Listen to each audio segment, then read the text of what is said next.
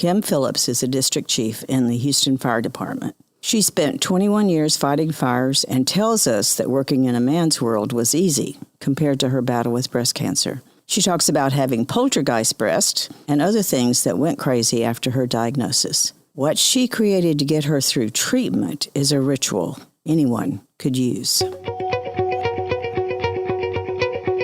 Let's talk about your breast. A different kind of podcast presented to you by The Rose, a breast center of excellence and a Texas treasure. You're going to hear frank discussions about tough topics, and you're going to learn why knowing about your breast could save your life. Join us as we hear another story and we answer those tough questions that you may have.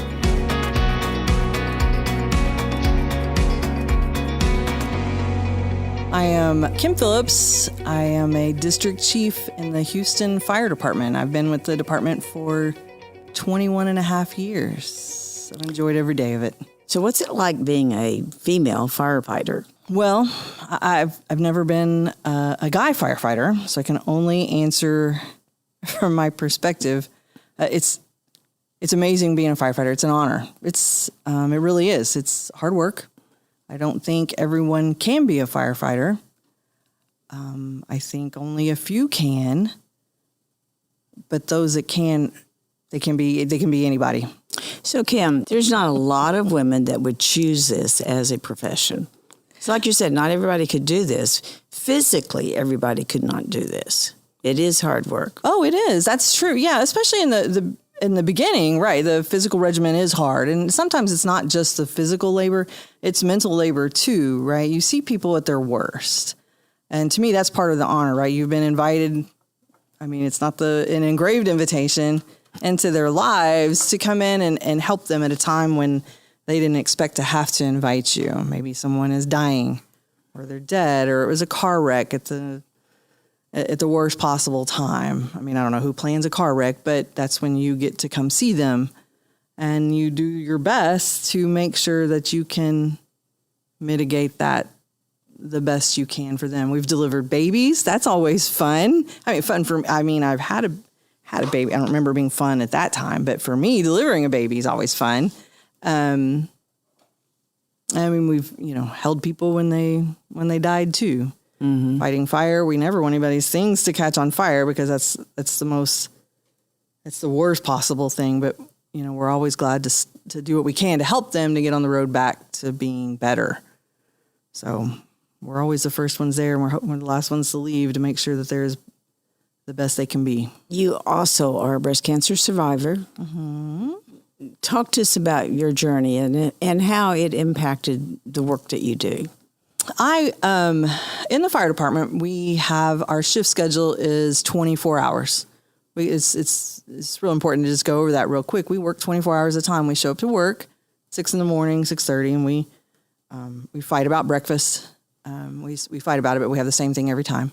And then we'll fight about lunch, and then we make runs and calls, and then we argue about dinner, and then we'll have the same thing over and over. We're like a big family, and so you live with these people 24 hours at a time, and you make runs, and you make calls, and you know their families. When I found out that I had cancer, I was actually driving to another station to go see who's my boss out in the field, but he's also a good friend of mine, Chief Westhoff. And the Dr. Baker called and said, "Hey, we've done all your, ultrasounds and the MRIs and the things." And I was like, yeah. I want, because you got to pull over, right? You're driving the city car. If you wreck the city car while they're talking, they're really hostile about that sort of thing. So I'd pulled over into this coffee shop I actually kind of wanted to go into one day. And he said, "Well, you have cancer." And he says, "I don't have any other way to tell you.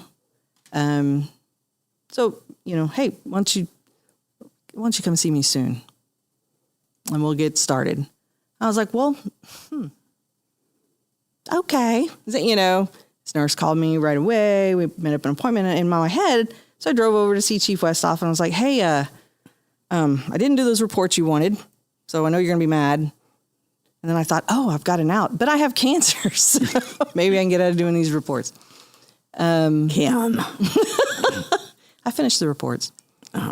So, and how did you did you just go in for your routine, or had you found a lump? Or Always. What had happened? I always go in every year for my routine. Okay. I just never miss it because firefighters have about a 40% greater chance of getting any kind of cancer. Now, this is an interesting fact. Women in the fire service across the nation haven't reached or have just barely reached statistical, the numbers are statistically relevant so that our cancers are finally being tracked. Unfortunately, there's not a really good agency yet that is tracking firefighter cancers other than our own doctors. Workers' comp in Texas is terrible at tracking those sorts of things. But we know from evidence that firefighters do have that 40% greater chance. We assume women, too, are in that group.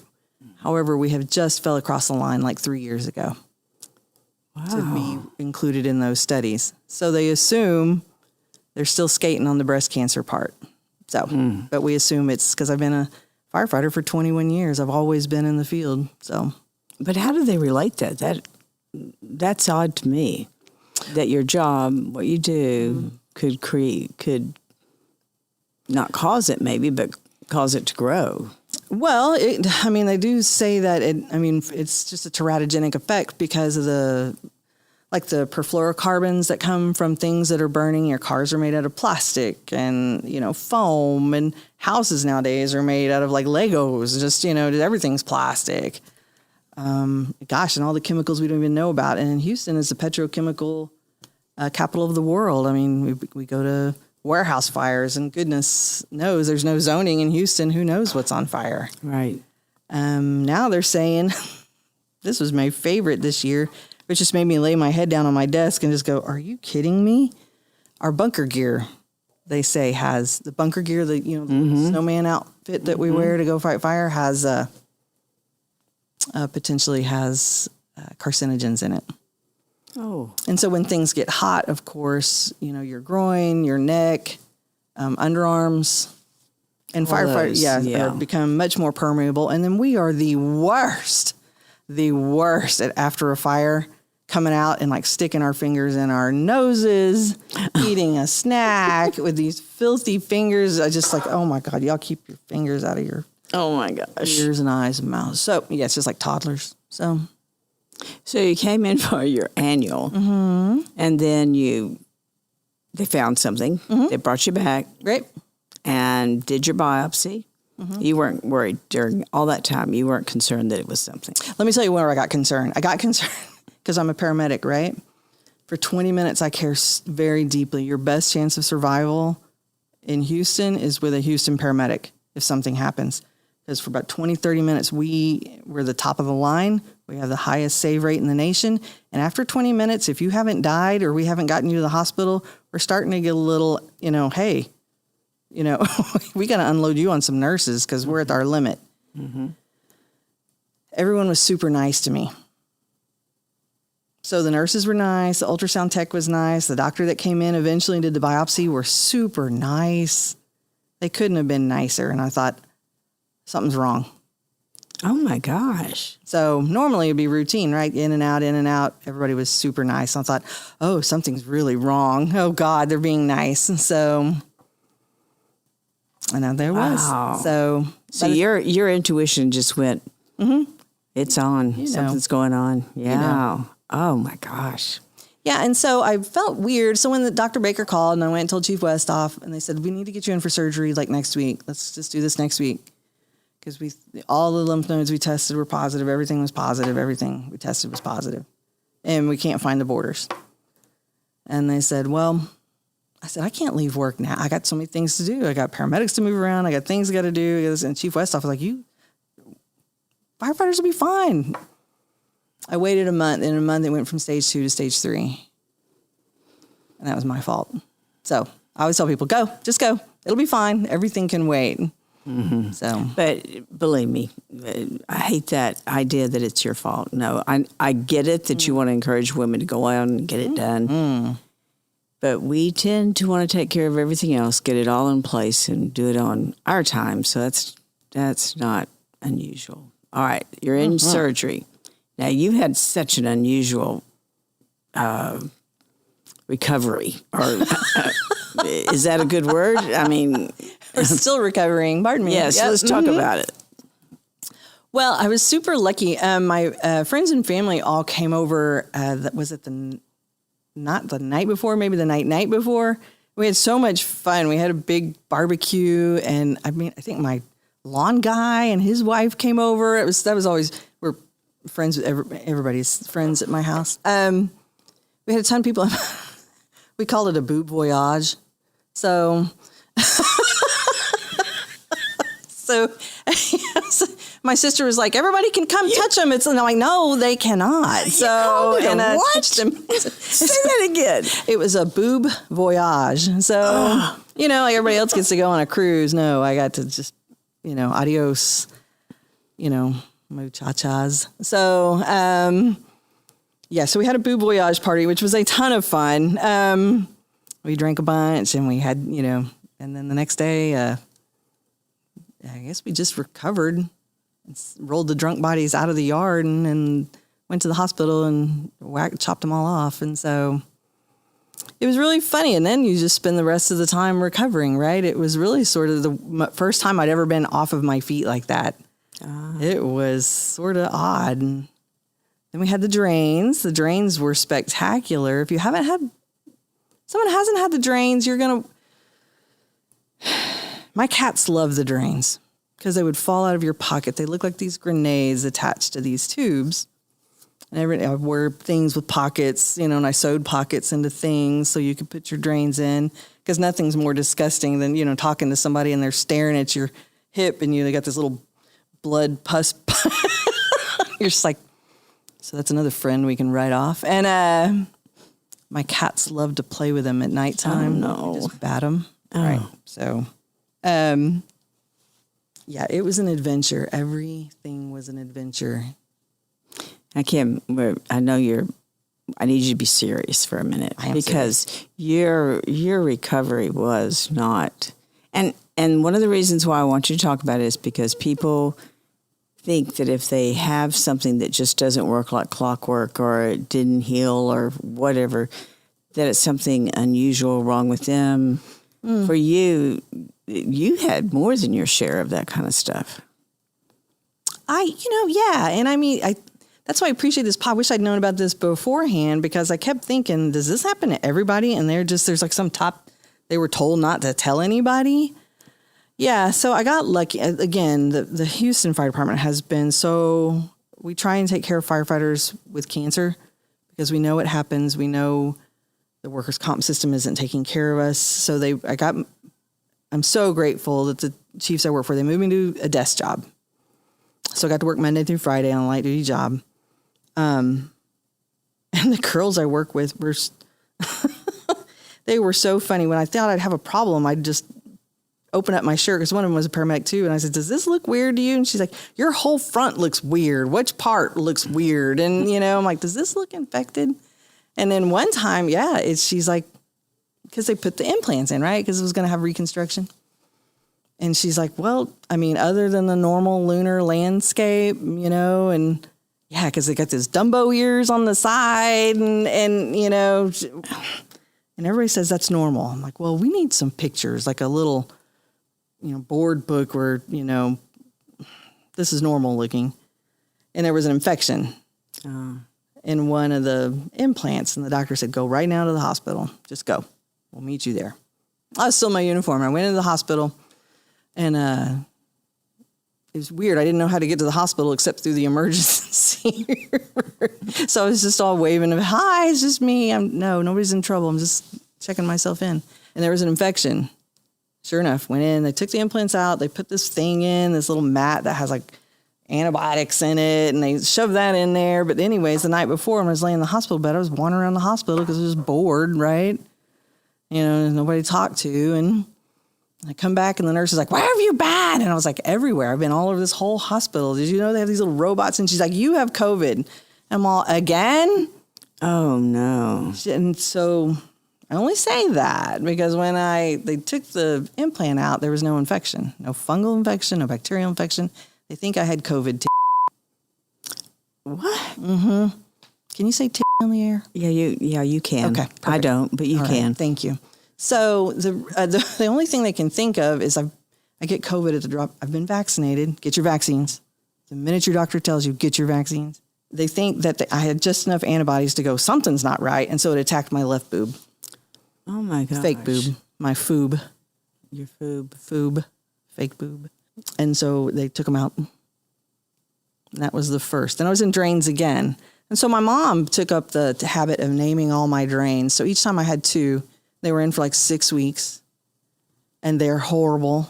They get in the way. You have to shower by hemispheres, right? You could shower the bottom hemisphere or the top hemisphere, but never both at the same time. So the first set was, what are those eels on my niece got to name them from Disney, Flotsam and Jetsam. Those were the first ones. Oh, okay. And then the other ones were Bonnie and Clyde. It was horrible. So yeah, that was the first round of disasters. And then it just keeps being a disaster. So it just never ends. And that's why I guess is the one thing I could pass on. So it would have been finished radiation in February of this year. So in March, May was when I found out I had cancer.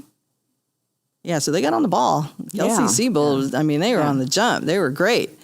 In that whole year, it was just constantly just one whirlwind after another. So I'm really appreciative of the doctors and nurses telling me what was coming. But man, it sure seems like there would be some more information on, this is perfectly normal. Right. No, there's so much that goes on and happens, and you're right. And I think that's a great idea to have a book that actually shows what this actually looks like. You're swollen, you've got all this other stuff that's not in place, and you know what your body did look like, and now it's very different. I think that's a great idea. Mm-hmm. But now that your treatment, you also had chemo? I had chemo, that went on for 700 years. It was, the first one was I can't remember anything, When Taxotere was it? But you had the Red Devil? The Red Devil was the first one. I looked that one up, and that one was, because I tried to every time I went for chemo, I tried to post something on Facebook just to, because I also saw all the people around me, which were all firefighters, right? They were all fix the things around us sorts of people. We don't, and I was really sort of, we're like Cheerios, like we run around in a bunch. We're not really solitary people. Okay. Though I wish we weren't quite so touchy. I don't know why they touch each other all the time. And they were uncomfortable for the first time. All my friends were uncomfortable. And I was like, well, I don't like that. That's not good. And so I would always, when I had chemo, I would always tell them, hey, send me pictures of your pets.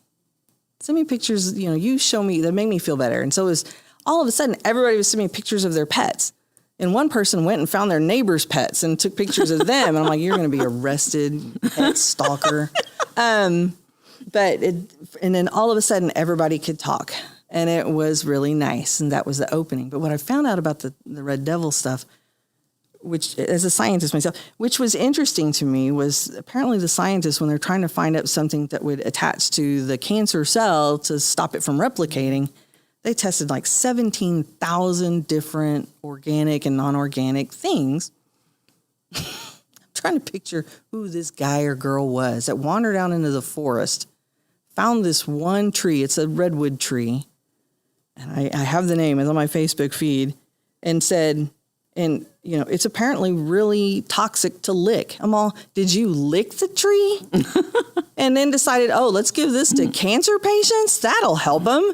I'm just like, how did you come up with this? But apparently it helps. So it does. Yes, that kind of kept me sane, was researching all the things they were giving. And then sometimes I was like, I don't want to know any more about this. I'm sure you've got it. Yes. So I went through started in September. No. I went all through the summer, all through the winter. My last chemo was in November. It was awful. So tell us how you got through some of those days when you really couldn't even go to work. I know you had some of those. Work was actually what sustained me. it was nice that those people, I knew they were waiting. They didn't really have much for me to do because, like, well, we don't want to give you a project, a really important project, because what if you die? And then, I mean, we won't even know where you left off. And then, so that's firefighters for you. Gosh. So they were so fun and funny. And I mean, some of the funny gifts that my two friends, Dana and Jennifer, I'm not even going to talk about them on the air. Okay. Because we need probably be better now. We can get by some of this. Okay. Jobs okay. Desperately. Right. And, Me too. So I don't know what did it. My family was always, my mom would always call. And yeah, but you had a special approach to every doing day. these Yeah. things. And so that's kind of, I think that's just so brilliant. Every day you had to, just every day, right? You just had one day at a time. I just got to get to the day. And so when I started this whole journey, I was like, I just need to keep track of each day. And every day is important. I remember I'd read somewhere some Tibetan, it's a Buddhist thing, was like, look, every moment is important. I mean, don't rush them along, right? Because you only get so many and then they're done. You never know when you're going to run out of them. And so I started making those heads. And you're going to have to describe those heads because remember Oh, that's right. Yeah. So the heads are made out of clay. They're just like little Fimo clay, just nothing, just a little pinch of clay. I'm not, 7 days of, creation sort of thing. But so if it was a good day, I'd toss like a pretty bead into a jar. I have like this apothecary jar. It's about 12 inches tall.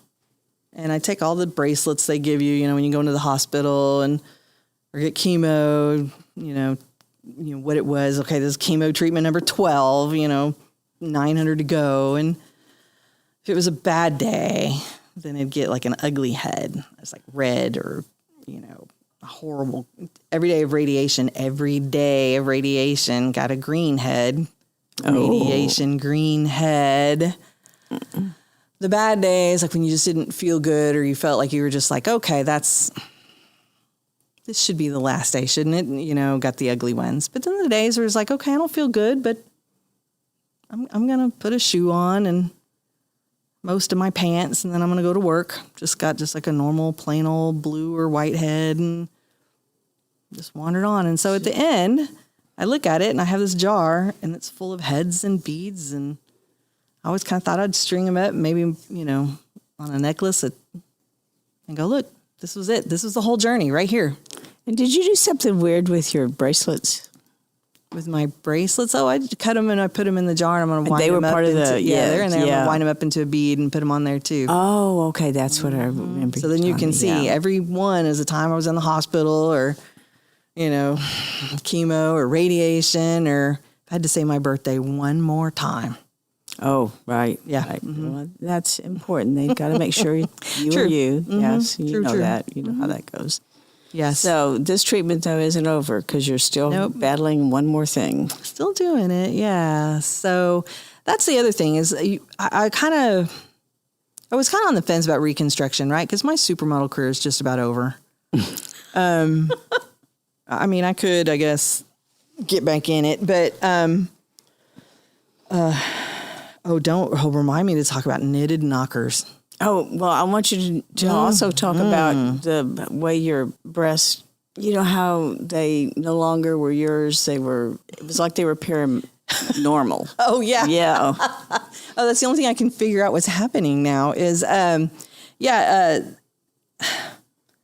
And so when I was pondering, I always kind of thought in my head that when this whole, putting a head in the jar every day, I kept thinking, okay, when we do reconstruction, I decided on the deep flap, right? Because I gotten so swollen from the steroids every day for, steroids or every week from steroids.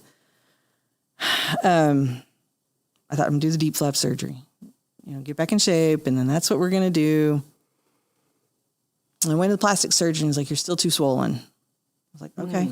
So I was still kind of weak too from all the medication you're taking, right? Get back in shape. Went back again. They said, no, not yet. Soon. And I just started crying, which is not like me. I'm not normally a crier, right? I'm generally pretty upbeat. And because that I thought was the end. When we could schedule that surgery, I thought that's the end. Once we get this event over with, I'm done. I am finished. I never have to look at this place again. Not that they aren't nice. They're very, very nice people. and I could just never get it. So now, in addition to every joint and bone and thing hurting all the time, I'm also trying to run. I walk like 5 miles a day. I'm trying to eat right. I've lost like 60 pounds. And you still feel like you're under the gun. And you, in your mind, you're like, why am I still having to do this to keep getting healthy? Yeah. But I would tell people, fat stores estrogen. The more fat you can get off of you, the less estrogen you're going to hold on to for breast cancer people, right? Mm-hmm. So look at it like that's what I tell myself. The more estrogen you can get off, the less you're going to have to face this again.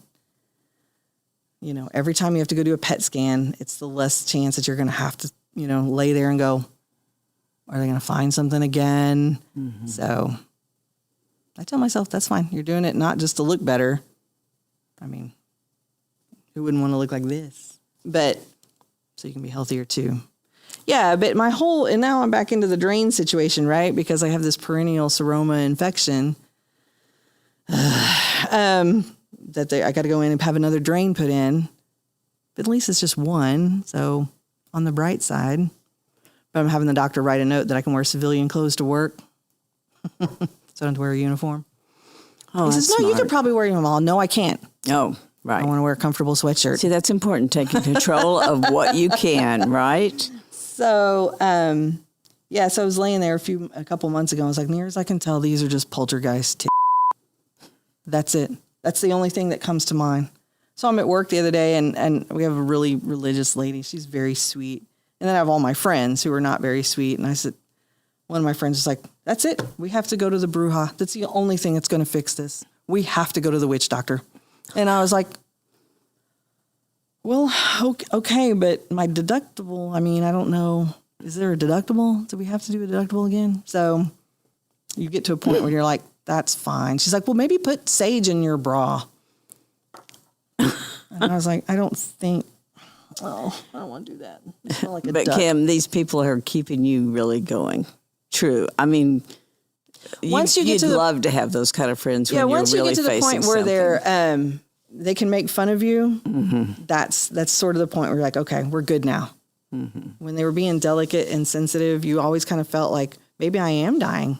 I don't, maybe I am, and maybe they know something I don't know. Did somebody say something? And then when they say, stuff like what firefighters say, like the other day, I was telling them, I was eating some grapes at my desk, and I dropped a grape. I was like, well, shoot, I dropped a grape, but the office cleaning lady was coming.